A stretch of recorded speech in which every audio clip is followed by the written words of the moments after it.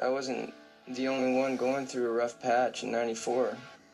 My good friend Mike McCready had been stuck in the ringer, and his life was spinning out of control.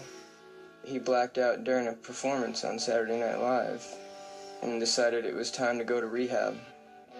While he was at rehab in Minnesota, he met a blues bassist named John Baker Saunders, and they weren't allowed to listen to music in rehab.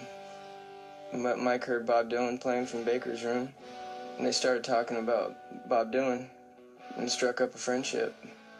They became really close. They were supporting each other in developing a sober lifestyle. Baker would take Mike to Alcoholics Anonymous meetings in his Dodge Dart, and it had a bumper sticker saying, "What we have here is a failure to give a shit." Mike was dead set on starting a band with Baker.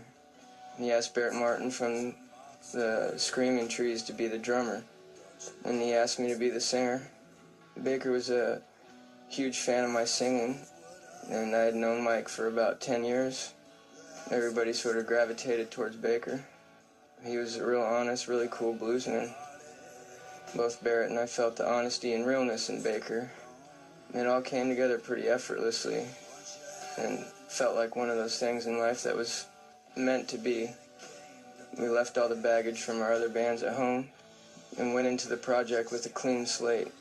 Mike had a pipe dream that by playing with sober musicians, I would get clean. At the very beginning, Mike would just show up at my place.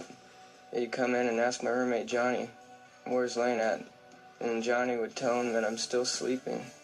Then Mike would hang out in my apartment until I woke up, which was usually at around 4 or 5 in the afternoon.